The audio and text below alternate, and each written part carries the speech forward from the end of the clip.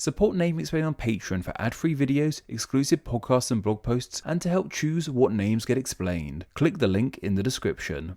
The holiday season is fast approaching, including all the usual tropes that come with this most wonderful time of the year, from good food, ridiculous jumpers, family gatherings, classic films, and beloved songs. Christmas truly is a great time, though for many people, one of the best things about Christmas is of course the presents. I'm sure many of you are groaning and thinking that this time of year has become too commercialized when I say that the best thing about Christmas is the gifts. While maybe not the best thing, you have to admit there's just an inherent niceness about giving someone a gift you know they'll love, regardless of the time of year. Those who get most excited about Christmas presents, however, are undoubtedly children. And for many kids, presents mean one thing: toys. Okay, so maybe it's more than just children who like toys. It's no secret I'm a bit of a toy fanatic myself. Toys, however, make the perfect Christmas present for many children around the world. Some of my most treasured memories involve playing with toys at Christmas time, and naturally, toys need to be given exciting names to attract kids and grown-ups alike. Some of these names are creations of marketing gurus, some born from interesting uses of language, and some have deep, interesting, funny histories. So to celebrate the start of the festive season, let's look into how some of the world's most successful toys ended up with the names they have. And these toys I'm about to cover are actually from my book, The Origin of Names, Words, and Everything in Between, specifically from the Toys and Games section. I can't believe it's been over 2 years since this book came out. Some of you may not have even been watching then, so might not have any clue it even exists. Every now and then I like to make a video out of the words I wrote for this book, so consider this something of a teaser for the over 100 etymologies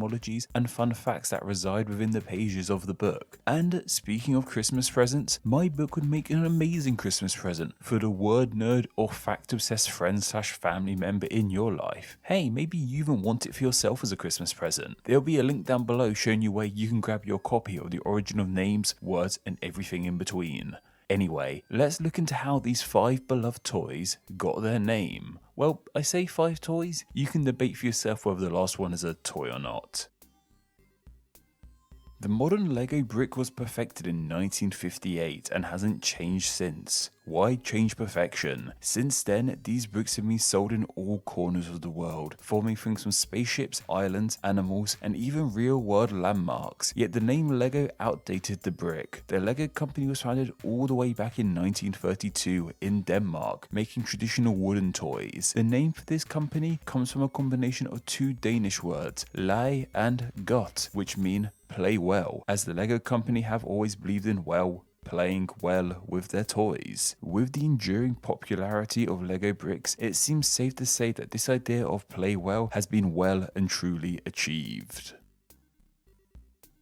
Teddy bears are a toy that seem as old as time itself. Everyone seems to have owned a teddy bear as a child, yet in the grand scheme, teddy bears only came into being at the turn of the 19th century. What's also interesting is that they came into existence around the same time in 2 different places, in America being created by toy maker Morris Mitchum, and in Germany by Richard Steiff. Of course they are called bears because they look like cute versions of real life bears. So why Teddy? They are actually named after a real life Teddy. Well, a Theodore anyway. That Theodore being the 26th President of the United States, Theodore Roosevelt. The story goes that Roosevelt was on a hunting trip in Mississippi, and while every other member of his party had seen and shot a bear, Roosevelt couldn't find a single one. This led to Roosevelt's assistants capturing a black bear and tying it to a tree, making an easy kill for Roosevelt. When the president saw the poor bear, however, he was mortified, claiming how unfair and unsportsmanlike it was for the bear. Roosevelt ordered that the bear be set free back into the wild. This story reached all of America, and in honor of the kindness that the president has shown the bear cub, toy bears bearing his name, well, his nickname, were created, and thus the teddy bear was born. Now, this is showing my age. Tamagotchis were a staple of the 90s. Feeding your Tamagotchi under the desk, hoping the teacher wouldn't take it away from you, where it would inevitably die. Man, those things died so easily. Tamagotchis came into the world from Japan as one of the first waves of fads that Japan brought to the world in the 90s. Later in the 90s, Pokemania ran wild. Man, I miss the 90s. Being from Japan means that Tamagotchi is a Japanese name, with the name being a combination of Japanese words. However, what Japanese words these are is up for debate. The one that the internet seems to agree upon is the Japanese word for egg, tamago, as the device that these weird little virtual pets were housed in are egg-shaped. So what about the chi part of the toy's name? This is where more debate comes into play. Some argue that chi stands for just that, chi, which is a term of affection in Japanese, so the name could be lovable egg. Another idea is that it comes from the Japanese word for friend, tomodachi, meaning Tamagotchi could also mean egg friend. Yet the more popular theory is that the chi part of the name comes from the Japanese translation of the English word for watch, ochi, as Tamagotchis told the time as well. Barbie and her boyfriend Ken have been enduringly popular with children for over 50 years, yet while the power couple might be one of the most popular toys on the planet, at first the executives at Mattel thought no kids would be interested in playing with them. Barbie was conceived by Ruth Handler, co-founder of Mattel Toys, the other co-founder being her husband. Ruth saw her daughter play with paper dolls and thought it would be great if her daughter had a 3D adult doll to play with. As most dolls at the time were babies or toddlers, she suggested this idea to her husband and he wasn't keen on it himself. Neither were his co-workers at Mattel. This changed, however, when Ruth and her children were visiting Germany, where she spied the German Bild Lilly doll, the doll that Barbie was based on. Her daughter loved playing with the doll, but in reality, the doll was actually meant as a cheeky joke gift to give to men. Nevertheless, her daughter loved her Bild Lilly doll, so Ruth brought some back to the States from Germany to prove to her co-workers at Mattel that kids would play with the adult dolls. Production on the dolls went ahead, and of course, the rest is history. Barbie dolls first came out in 1959 and were a huge success. It would only be 2 years later in 1961 her accessory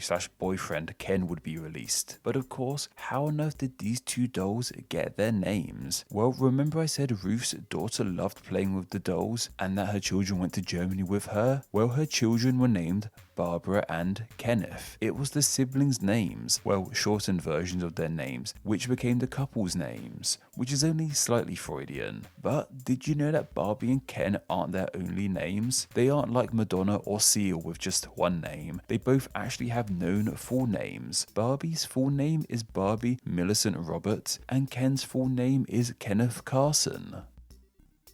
I'm sure many people would happily complain about how kids these days don't play with toys anymore, but are obsessed with their video games. But you know what? By this time in history, video games are far from a new idea. One of the first things to be considered a video game was Tennis for Two, which was created in 1958. Since then, video games have only become more advanced, with arcade classics like Pong and Space Invaders to the first home video game console, the Magnavox Odyssey, being released in 1972. This isn't so much about how the words video, game, and console came to be, as they are rather boring etymologies, but more a look at some of the more popular consoles of gaming history and figure out how they were named. Some of the earlier consoles had pretty mechanical names: the Atari 800, the Commodore 64, the SG 1000, all very basic computery names for very basic computers. However, this boom of gaming came to a halt with the video game crash of 1983. This could have been the end of video games in the West as we know them, but luckily Nintendo saved the day. They introduced their console to America in 1958, naming it the Nintendo Entertainment System, NES or NES for short. This name was given to the console to distance itself from the computers of the past. This name disguised the console as something the whole family could gain entertainment out of, not just a computer that people had grown sick of by then. In fact, Nintendo wanted the NES to be seen as a toy and not as a console so badly, they bundled a robot that could interact with certain games of the system, so toy stores would see it more as a toy and stock the thing. That was all in the past though. Video games and their image in the world has changed completely, with the only company from then still standing really being Nintendo. Now Microsoft and Sony joined them as the top video game console makers. Sony have their PlayStation line of consoles and Microsoft their Xbox consoles. The name PlayStation came to be to propel the idea idea of fun you can have with the machine, opposed to the boring machines you'd find at your job called workstations. Xbox name comes from the software used to help create it, DirectX. The DirectX box simply became the Xbox. When newer versions of these consoles were produced, Sony, like a bad movie franchise, just kept on adding numbers to the end. PlayStation 2, 3, 4. You might be playing on your PlayStation 3478 by the time you read this. Microsoft chose to give their follow-up Xboxes more unique names. The Xbox 360 was chosen to imply that the game was the center of the Xbox experience, or some kind of advertising mumbo jumbo, with the 360's follow-up not being the Xbox 361, but just Xbox One, to show how the console is an all-in-one experience. As stated earlier, advertising mumbo jumbo. And there you have it, the origins of the names of 5 beloved and cherished playthings. Toys really do mean a lot to me, so I'm more than happy to be able to explain their names to you guys. Not only in this video, but within my book too. The original names, words, and everything in between, which remember will make a great Christmas gift for a fan of the channel and fans of etymology and facts in general. There will be a link to order a copy down below. Anyway, let's carry on marching towards December 25th and towards the end of 2020 as a whole. Just try not to step on any Lego on the way. Thank you to all my patrons who support Name Explain on a monthly basis. Patreon is vital to Name Explain, and donating just $2 a month allows you to enjoy ad-free videos and bonus Patreon exclusive content. It also allows you to help choose what names get explained in upcoming videos, and gets your name here with all these awesome people. Thank you so much for all the support you guys give Name Explain. Hello all, and thank you so much for reaching the end of the video. Check out another video and subscribe to stay in the loop on all things Name Explain. You can find me on Twitter, I'm at NameExplainYT. On Instagram, I'm also NameExplainYT. And on Facebook, just search Name Explain. Anyway, I hope you enjoyed this video, and once again, thank you all so much.